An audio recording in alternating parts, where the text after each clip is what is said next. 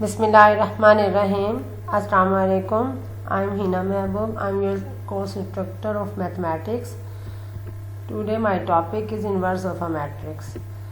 जी पहले हम समरी देख लेते हैं। मैंने लास्ट लेक्चर में आप लोगों को डिटर्मिनेंट ऑफ अ मैट्रिक्स के मुताबिक बताया था। फिर हमने डिटर्मिनेंट कैलकुलेट करना सीखा था 2x2 ऑर्डर का और 3x3 ऑर्डर का। फिर मैंने माइनर और कोफैक्टर्स ऑफ अ मैट्रिक्स के मुताबिक बताए थे कि किस तरीके से हम माइनर कोफैक्टर्स मैट्रिक्स के निकालते हैं। फिर उससे हमने यूज़ करके डिटर्मिनेंट कैलकुलेट किया था, रिलेटेड एग्जाम्पल और एक्सरसाइज की थी।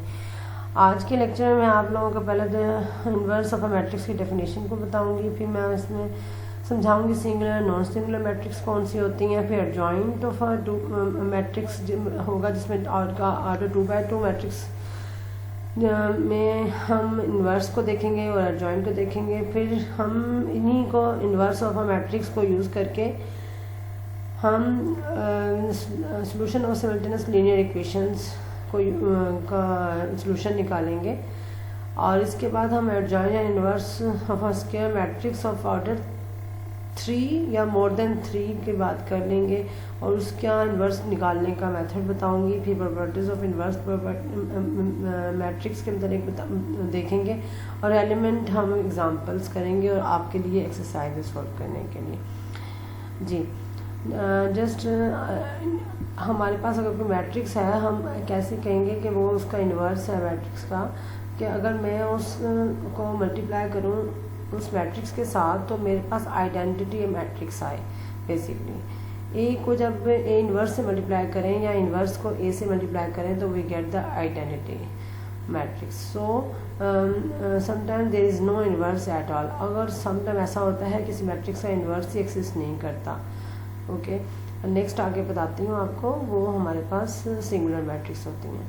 अब आपके पास हमारे पास ऐसी मैट्रिक्स है 2x2 मैट्रिक्स, हम उसको उनका इन्वर्स कैलकुलेट करना चाहते हैं। फॉर एग्जांपल ये मैट्रिक्स है, अगर हम इसका इन्वर्स कैलकुलेट करना चाहते हैं तो हमारे पास 1 over determinant of A, this is the determinant AD minus BC and the adjoint of a matrix, adjoint of A over A determinant, then we call the inverse of a matrix.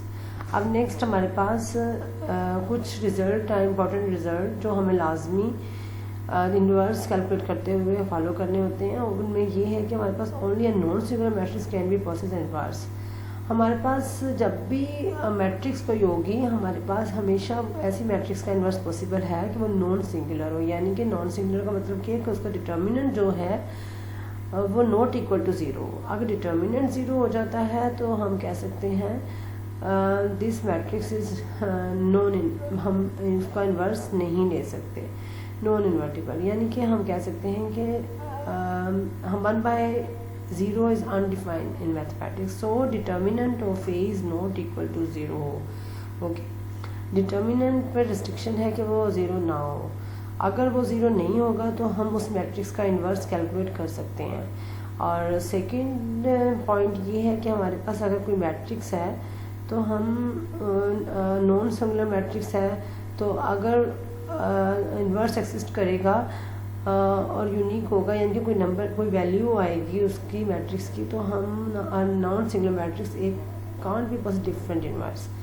Okay से B and C, यानी कि एक ही बात है। अगर कोई A है matrix है तो इसका इन्वर्स जो है आपका फॉर्मुलेशन ये होता है कि 1 ओवर डिटर्मिनेंट ऑफ ए और जॉइंट ऑफ ए। ओके अब non singular and singular matrix कौन सी होंगी? सिंगुलर मैट्रिक्स ऐसी मैट्रिक्स होगी a square matrix A is said to be singular. अगर सिंगुलर होगी उस मैट्रिक्स को सिंगुलर कहेंगे अगर ए डिटर्मिनेंट 0 हो जाता है या कोई भी मैट्रिक्स हो बाय द नेम ABC, आप कोई भी नेम रख सकते हैं। अगर वो सिंगुलर होगी तो डिटर्मिनेंट 0 होगी। ऐसी मैट्रिक्स को हम कह देंगे कि सिंगुलर मैट्रिक्स है। अदरवाइज अगर आपके पास कोई मैट्रिक्स है, अगर फॉर एग्जांपल के तौर पे आपके पास ये मैट्रिक्स गिवन है B is equal to 0 A0 determinant A0 determinant of B0 कुछ भी हो सकता है, तो ऐसी मैट्रिक्स को हम सिंगुलर मैट्रिक्स कहेंगे। अब फॉर एग्जांपल के तौर पे अगर आपके पास ये मैट्रिक्स गिवन है और आप जब इसके डिटर्मिनेंट लेते हैं तो जब इसे सोल्व करेंगे तो आपके पास ये आंसर 10 आएगा। 8 1 8 4 2 8 1 8 8 माइनस 8 ये तो 0 आ गया। सो अगर इस मैट्रिक्स का डिटर्मिनेंट 0 है तो इसका मतलब है ये सिंगुलर मैट्रिक्स है। और इसी तरीके से अगर आपके पास 3 to the 6 minus minus plus 6 + 4 10, सो ये मैट्रिक्स जो है डिटर्मिनेंट ऑफ ए 10 है, इस मैट्रिक्स का डिटर्मिनेंट ऑफ ए 10 है। सो ये नॉट इक्वल टू 0, सो इस मैट्रिक्स को हम कहेंगे नॉन सिंगुलर मैट्रिक्स। ओके, जिसका डिटर्मिनेंट 0 होगा उसे हम सिंगुलर कह देंगे, जिसका डिटर्मिनेंट नॉट 0 होगा तो हम नॉट इक्वल टू 0 तो इसे कहेंगे non singular matrix. Okay, next चलते हैं adjoint of matrix. Adjoint of matrix for example के तौर पे ये आपके पास एलिमेंट ऑफ मैट्रिक्स गिवन है ABCD। आप इसको एडजॉइंट ऑफ मैट्रिक्स किस तरीके से लेते हैं कि हमारे पास जो मेन डायगोनल है उसके एलिमेंट्स को चेंज कर देना। AD ये देखें मेन डायगोनल AD है तो आपने D कर दिया है, और यहाँ पे जो इस डायगोनल में एलिमेंट है इसके एलिमेंट्स में साइन को चेंज कर देना। पॉजिटिव है तो नेगेटिव हो जाएगा, नेगेटिव होगा तो पॉजिटिव हो जाएगा। अब B पॉजिटिव है तो B नेगेटिव हो गया, C पॉजिटिव है तो C नेगेटिव हो गया। So this is the adjoint of a matrix. Now inverse हमने अभी फॉर्मुलेशन समझी कि इनवर्स क्या है हमारे पास। इनवर्स ऑफ अ मैट्रिक्स हमारे पास 1 over determinant of A adjoint of A होता है। Okay, inverse of a 2 matrix है। फॉर एग्जांपल के तौर पे आपके पास let A be a non singular matrix है ऑफ ऑर्डर 2 का।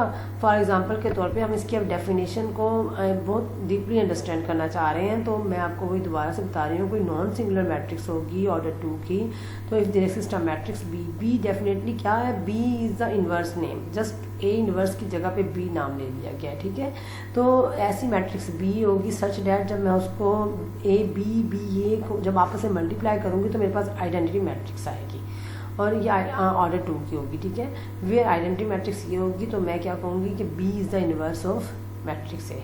Okay, then B is called the multiplicative inverse of A. So otherwise we say that अगर B को हम ए इनवर्स भी लिख लें तो A inverse A is equal to I2। So this equation and this equation the same thing है, वहाँ just be को ए इनवर्स का नाम ले रहे हैं। ओके, सो आप ए इनवर्स इस तरीके से भी लिख सकते हैं। सो अगर मेरे पास ये डेफिनेशन वेरीफाई हो जाती है तो मैं कहती हूँ कि ये इस ए इनवर्स एक ए मैट्रिक्स का इनवर्स है।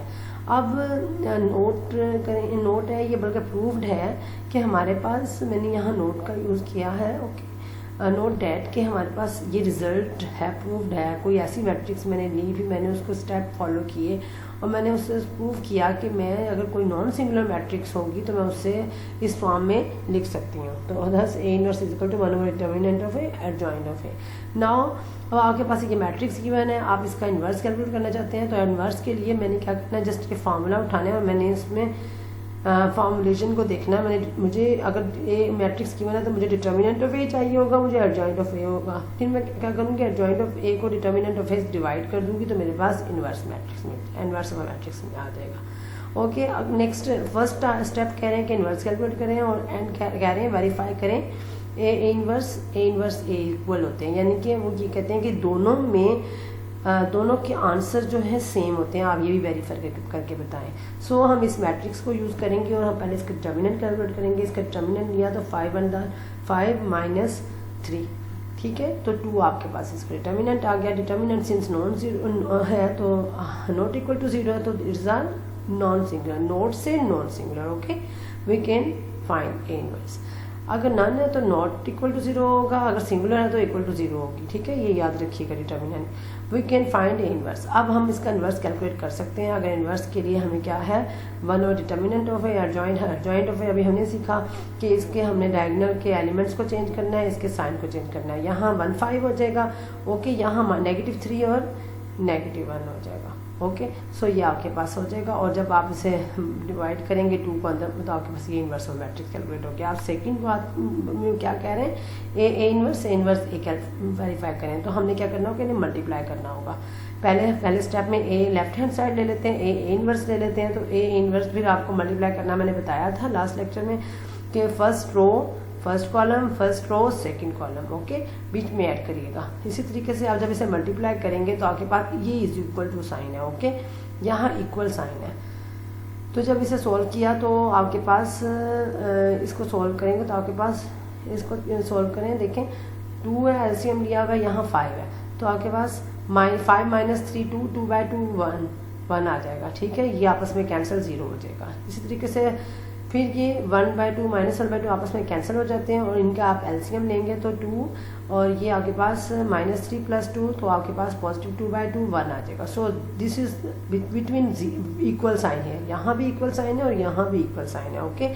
अब सिमिलरली लेफ्ट हैंड साइड ली, राइट हैंड साइड ली, आप देखा दोनों आपके पास सेम है तो आपके पास आइडेंटिटी मैट्रिक्स आई और आफ्टर 2 की। So we verify that A inverse A is equal. So हमने सेकंड पार्ट भी इसका सोल्व कर दिया। नेक्स्ट एग्जांपल देखें, आपके पास find the inverse of a matrix है। अब ये मैट्रिक्स गिवन है, आपने सेम वही अब आप ये खुद कर सकते हैं। आप इसका डिटर्मिनेंट लेंगे, पहले आप इसका डिटर्मिनेंट कैलकुलेट करेंगे। तो आप देखेंगे, पहले तो आप देखेंगे कि यार इसका डिटर्मिनेंट नॉन ज़ीरो है, यस इसका डिटर्मिनेंट नॉन ज़ीरो है। सो आप लोग इसमें जब डिटर्मिनेंट नॉन ज़ीरो हो तो आप इसमें का इन्वर्स एक्सिस कर सकते हैं, अदरवाइज नहीं। सो आप पहले चेक करें बी डिटर्मिनेंट आपके पास देखें 5 को जब 16 से मल्टीप्लाई किया तो ये आपके पास 80 - 80 सो इक्वल 0। सो मैं इसका इन्वर्स कैलकुलेट कर ही नहीं सकती, क्यों? उसके डिटर्मिनेंट 0 आ गया, डिटर्मिनेंट 0 है तो मेरे पास it is a singular matrix. So हमारे पास ये मैट्रिक्स सिंगुलर आ गई, इसका इन्वर्स एक्सिस्ट नहीं करता। नेक्स्ट चलते हैं example 2, find the inverse of matrix. पहले इसका डिटर्मिनेंट कैलकुलेट करेंगे। यस इसका डिटर्मिनेंट -1 आ गया। डिटर्मिनेंट क्या से है आपके पास, -2 को 2 से मल्टीप्लाई करेंगे, माइनस इंटू -3 × 1, ओके। तो आपके पास ये -1, आप -4 माइनस प्लस हो जाता है 3, तो -4 + 3 = -1 आ जाएगा। तो आपके पास it is not equal to 0। So हमारे पास इन्वर्स एक्सिस्ट करता है। अच्छा, अब ये जो है ये प्रोसेस क्या कर रहे हैं हमारे पास, ये मैंने आपको माइनर और कोफैक्टर्स लास्ट लेक्चर में बताए थे। माइनर हमारे पास हमेशा दिस इज M11। सो हमारे पास जो ये आप जो मेथड है आप इसको चाहे इस मेथड से कर लें और चाहे आप इसको सिंपली जो लास्ट मैंने आपको अभी लेक्चर में अभी एक क्वेश्चन करवाया है, आप उसको फॉलो करके स्टेप निकालिएगा तो आपके पास ये हो जाएंगे। अगर आप इसलिए आपको कंफ्यूज कर रहा है तो आप इसे सिंपलेस्ट वे में सिंपल आपने क्या करना है कि आपने इसका कैलकुलेट कीजिएगा। कोफैक्टर मैट्रिक्स इन्होंने बना के सोल्व किया है, अदरवाइज आप इसका एडजॉइंट ऑफ मैट्रिक्स को सिंपल कीजिए। आपने डिटर्मिनेंट ले लिया और एडजॉइंट ले लिया। एडजॉइंट आपके पास क्या होगा, आप इंटरचेंज करेंगे -2 × 2 और ये 3 है तो नेगेटिव है तो पॉजिटिव हो जाएगा, पॉजिटिव है तो नेगेटिव 1 आ जाएगा। तो सिंपल आपको एडजॉइंट ऑफ ए लिया हुआ है, ओके। सो ये एडजॉइंट ऑफ ए आप लोगों के पास इन सिंपलेस्ट वे में आपको अभी सोल्व करना था 2/2 में, तो आप सिंपल आप इस तरीके से कर लीजिएगा और इसे सोल्व करेंगे आपके पास आंसर आ जाएगा। नेक्स्ट चलें, हमारे पास ये वाला जो मेथड दिया हुआ है ये माइनर और कोफैक्टर मेथड है, तो आप इसको सिंपल मेथड से जरिए भी सॉल्व कर सकते हैं। नेक्स्ट चलें, हमारे पास सिस्टम ऑफ लीनियर इक्वेशंस को क्या है, हमारे पास ऐसी इक्वेशन होती हैं। लीनियर क्या है, लीनियर मीन्स 1 ऑर्डर में है। हमने ये भी बात की हुई है आप लोगों के साथ, मैंने आपको बताया हुआ है। सो आपने क्या किया है कि आपने लीनियर इक्वेशन इन 1 वेरिएबल में देखें, लीनियर इक्वेशन इन 2 वेरिएबल में बात करें। पहले इन 1 वेरिएबल मैंने आपको बताया हुआ है सारा, ओके। फिर 2 वेरिएबल में हमने बात की थी। अब ये आप लोगों के पास लीनियर इक्वेशन इन 1 वेरिएबल में इक्वेशन की अगर आप इसे सोल्व करना चाहें तो नोटिस दैट अब मैं ऐसे कोफिशिएंट और मैट्रिक्स लिख लूँ। ये x1 x2 ये आप लोगों के पास वेरिएबल को इस तरीके से लिख दूँ। राइट हैंड साइड पे v1 v2 कॉन्स्टेंट वैल्यू इस तरीके से लिख दूँ, तो मैं इस मैट्रिक्स को ax = b कह सकती हूँ। मैं a मैट्रिक्स ये है x, ये है b, नेम मैं इसको नेम दे सकती हूँ। सो मैं जब इस पर सिंप्लीफाई करके अगर ax = b फॉर्म बन जाती है तो मैं a इनवर्स दोनों तरफ अप्लाई करूँ तो x = a इनवर्स b आ जाता है। सो मैंने a इनवर्स कैलकुलेट करना बताया है। अभी आपको a इनवर्स क्या है, एडजॉइंट ऑफ a और डिटर्मिनेंट ऑफ a, और b क्या है, b होगी वो मैट्रिक्स होगी जो राइट हैंड साइड पे होगी। आप जस्ट एट द एंड इसे मल्टीप्लाई करेंगे और आपके पास x1 और x2 सोल्यूशन सेट्स आ जाएंगे। यहाँ x1 है ये और x2 आपके पास आ गए। ये इसका प्रोसीजर बताया हुआ है। नेक्स्ट हम इसको प्रोसीजर को नेक्स्ट अप्लाई करते हैं। फॉर एग्जांपल के तौर पे हमारे पास ये मैट्रिक्स है और इससे नेक्स्ट लेक्चर में इंशाल्लाह आपको फिर और डिटेल में बताऊंगी कि हमने किस तरीके से कॉलम मैट्रिक्स और इसमें हमने कोफिशिएंट और मैट्रिक्स कैसे लिए हैं। नेक्स्ट चलते हैं, हमारे पास जो है फॉर एग्जांपल के तौर पे ये अगर एक 2 पार्ट गिवन है, वो कहते हैं इनको सोल्यूशन सेट निकालें, यानी कि x1 और x2 की वैल्यूज हमने कैलकुलेट करनी है। हमने सिस्टम को सॉल्व करना है, गिवन सिस्टम को, okay. First question is here, 3x1 minus x2 is equal to 1। आपने क्या किया, इसको सिस्टम को उठाया और आपने इसको पुट कर दिया कोएफिशिएंट ऑफ मैट्रिक्स बनाया 3 1 -1 और 1, ओके। और ये आपके पास x1 और x2 आपके पास वेरिएबल मैट्रिक्स कॉलम मैट्रिक्स बन जाएगी, और ये 1 3 आपके पास राइट हैंड साइड की वैल्यूज आ जाएंगी। अब आप इसको x इक्वल टू b की फॉर्म में लिख सकते हैं। अब पहले a मैट्रिक्स का इन्वर्स कैलकुलेट करना है, तो मुझे इसका डिटर्मिनेंट भी लेना है और मुझे इसका एडजॉइंट भी लेना है, ठीक है। तो मैंने इसका डिटर्मिनेंट लिया तो मेरे पास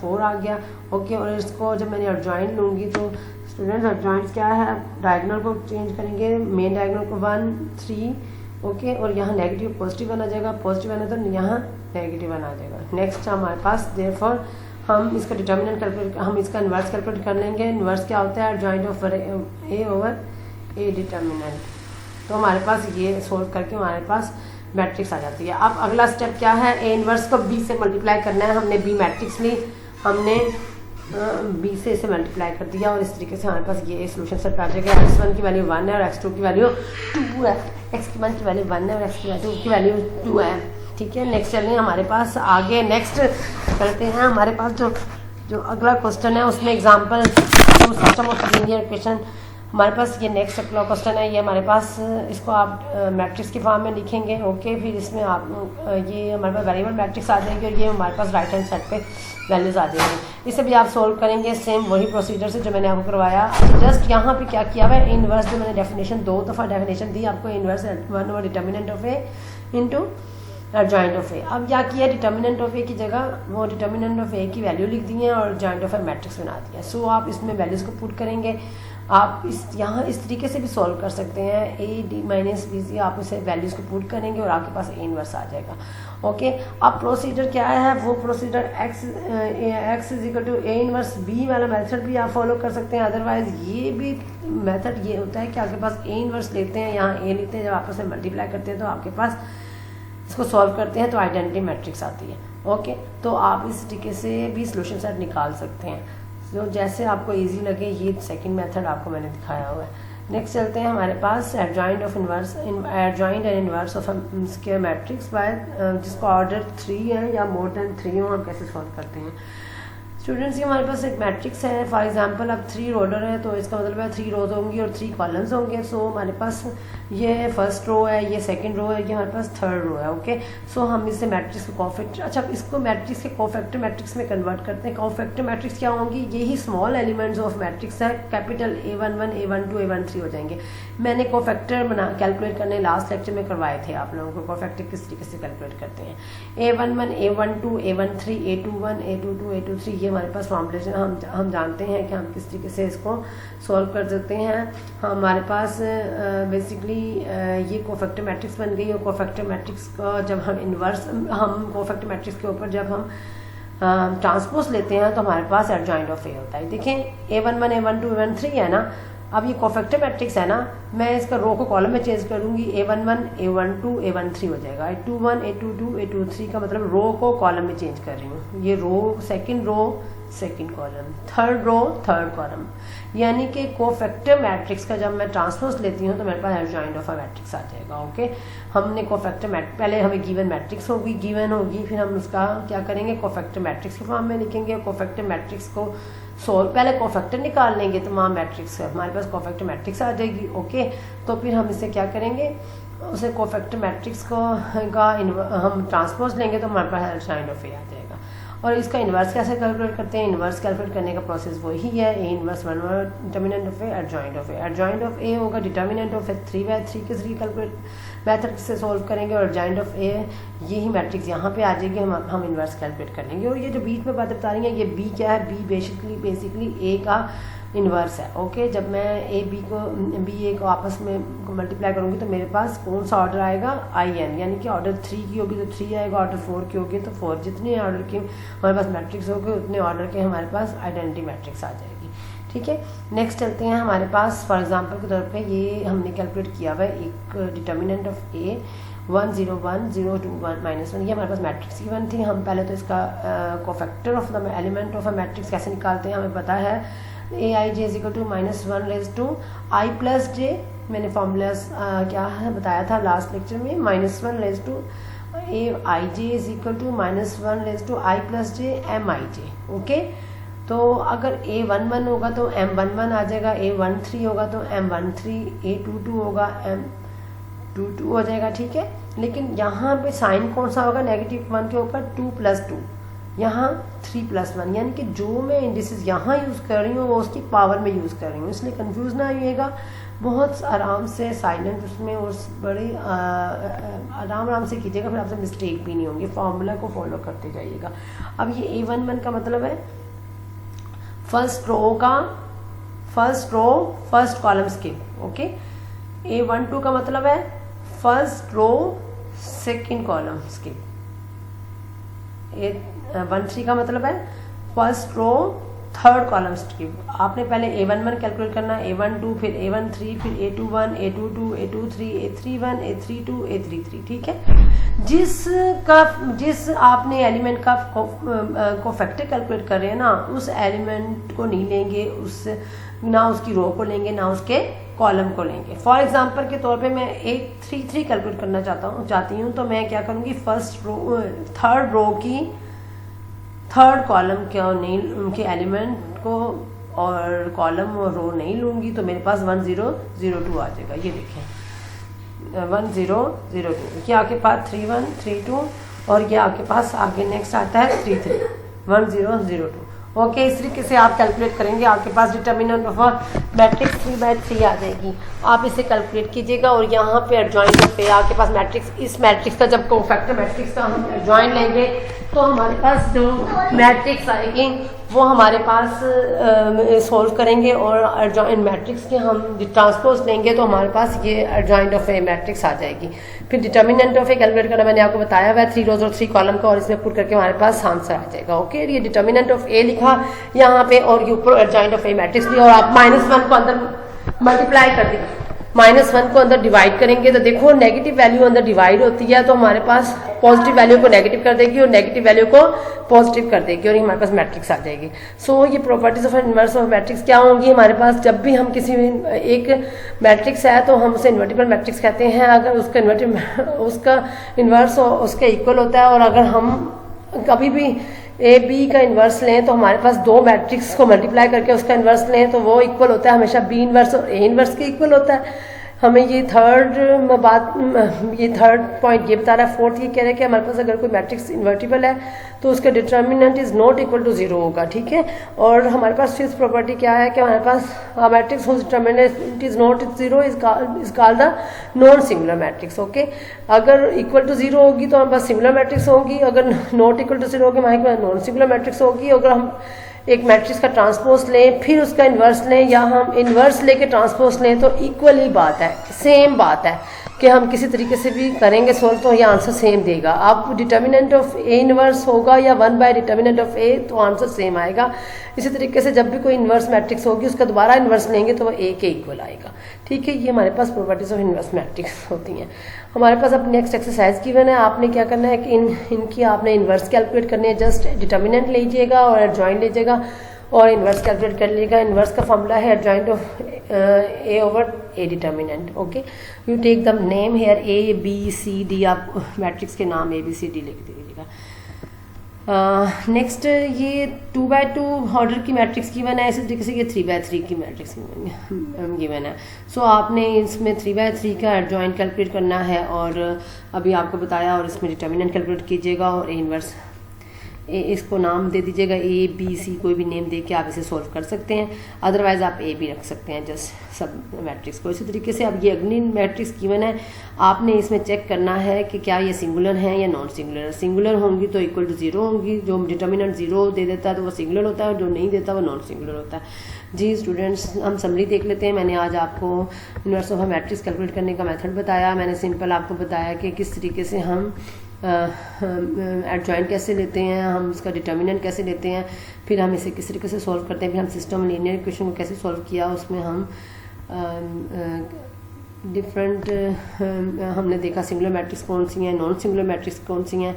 ओके, और मैंने 3/3 मैट्रिक्स का मतलब बताया। फिर मैंने आपको बताया कि कोफैक्टर मैट्रिक्स कैसे बनाते हैं। पहले कोफैक्टर मैट्रिक्स लिया, फिर उसका ट्रांसपोज लिया, वही हमारे पास एडजॉइंट ऑफ अ मैट्रिक्स होता है। 3/3 में, ठीक है, या मोर देन 3/3। तो इसी तरीके से हम इसे सॉल्व किया, और कोई प्रॉब्लम हो तो मेरे से शेयर कीजिएगा। थैंक यू एंड अल्लाह हाफिज़।